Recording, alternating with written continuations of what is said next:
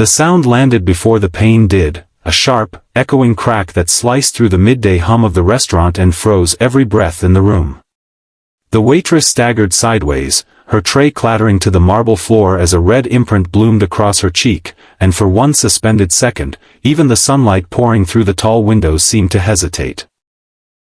The restaurant had been alive moments earlier, filled with the soft clink of cutlery, low conversations, and the polite laughter of wealth.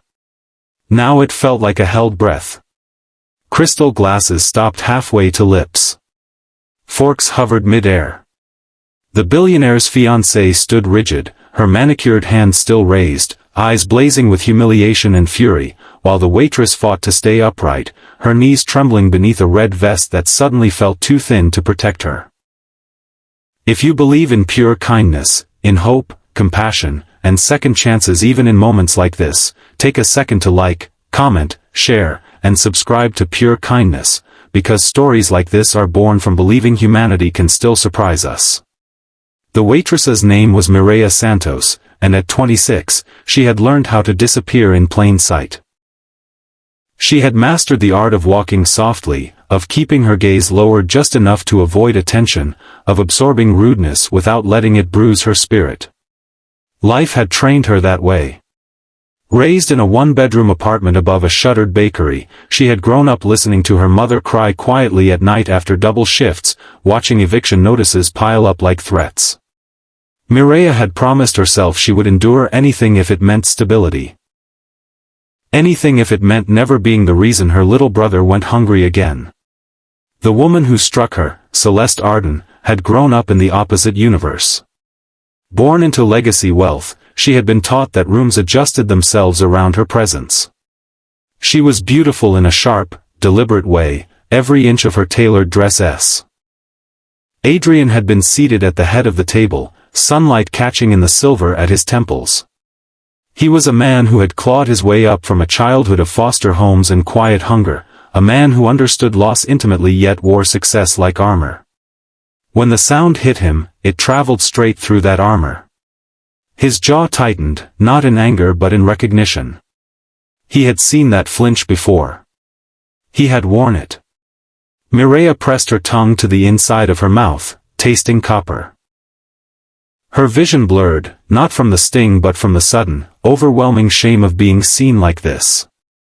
Memories rose uninvited, her mother apologizing to landlords, her brother hiding his school shoes when the saul split, herself promising silently that she would never cause a scene. Around her, faces stared, some shocked, some uncomfortable, some already calculating how quickly this would blow over. The manager took a step forward, fear written across his face, torn between appeasing wealth and addressing violence. But before he could speak, something shifted. Adrian stood. The movement was simple, unremarkable, yet it pulled every eye toward him as surely as gravity. He looked at Mireya first, really looked at her, and in that look was something that made her chest ache, a recognition of dignity where she had expected dismissal. Then he turned to Celeste, and the distance between them felt suddenly vast. The afternoon light streamed through the windows, illuminating dust motes and the faint smear of Mireya's fallen tray on the floor.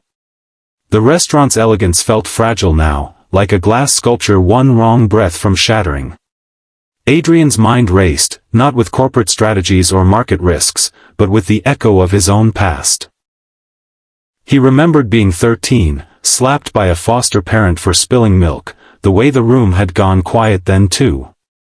He remembered the vow he'd made to himself afterward, that if he ever had power, he would never let cruelty pass unchecked in front of him. Celeste's anger faltered under his silence.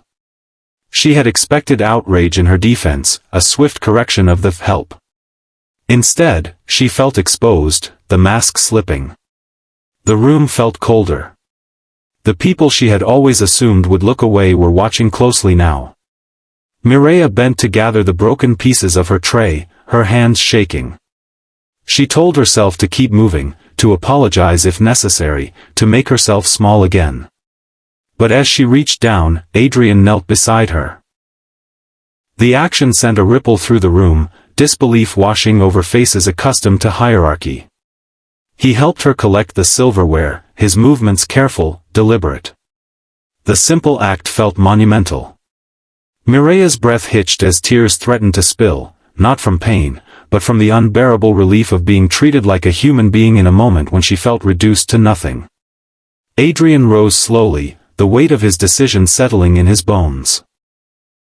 He addressed the room not with volume but with certainty, the kind that silenced boardrooms and now, this restaurant. He spoke of respect without naming it, of consequences without theatrics.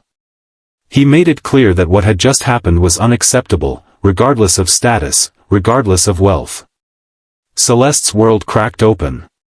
She felt the ground shift beneath her, the future she had envisioned, headlines, galas, admiration, suddenly uncertain. For the first time in her life, she was not being shielded from the impact of her actions. She searched Adrian's face for forgiveness and found only resolve.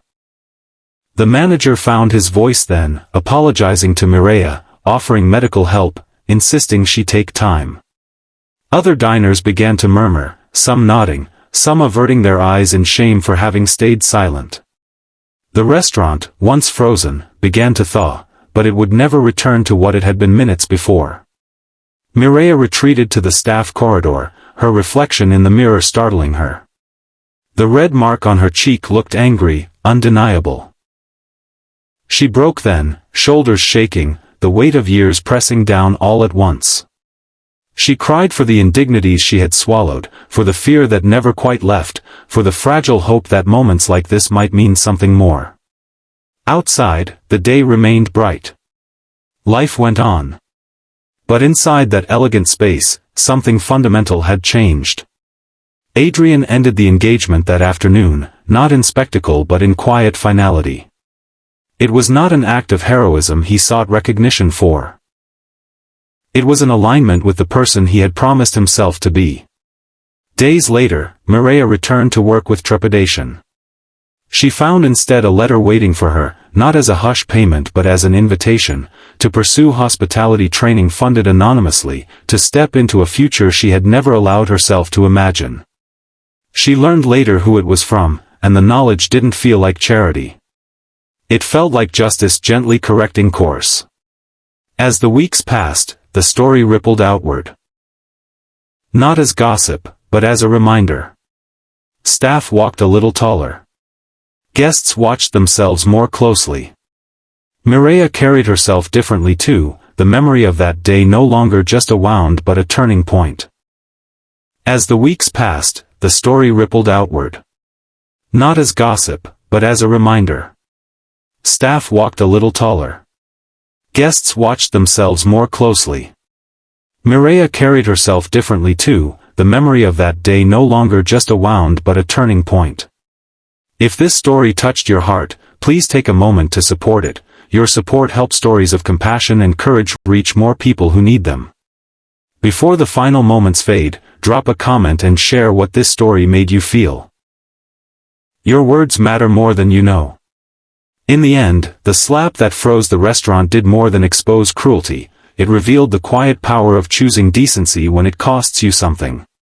In the bright light of an ordinary afternoon, lives changed not through grand speeches or dramatic rescues, but through one man refusing to look away and one woman discovering that her worth had never been small at all. The room thawed, the world moved on, and somewhere between broken glass and sunlight, hope found its way back in.